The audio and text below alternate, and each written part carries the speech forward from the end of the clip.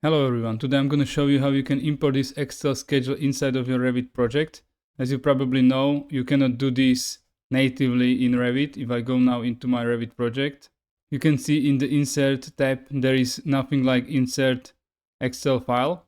So you cannot do this just like it is. You have to use a workaround, and this is what I'm going to show you today. So if I go back to my Excel file, you can see that it looks like this. It has some formatting, some merge cells and stuff like this. And I want to be able to import this as it is, as it looks like, the same look inside of my Revit project. The way to do this is to go and save this as a PDF file. So I will go and save this as my PDF. And now if I go to my Revit project, I can go with the link PDF, and I will link this PDF that I have just saved. I would go with the 300 dpi and just place it on my sheet. Now as you can see, I have a PDF file with my schedule from Excel, and it shows exactly as it is in my Excel file.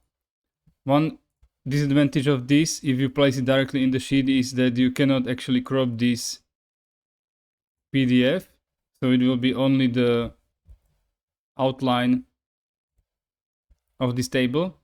So the way to do this is to actually go, I will go one step back. To go into a view, I have created a separate view for this schedule import from Excel. I will link this PDF file here in this view. The same thing. But now, because I'm in the view, I can go and use my crop region. And I would just crop this table with my crop region in the view to the extent that I want. And now I can go to my sheet, place this onto my sheet. I would go with no title. And you can see now I have my table from my Excel inside of my Revit. And now let's talk about how we can update this. So let's go back to our Excel file. So let's say that I update some data in here. So I would go with the tile, tile, and tile. And I would just make this red so we know that it changed. And I would go again and save this as a PDF file. Override the existing one. And back in our Revit project, I would go to manage links, find the PDF, reload it.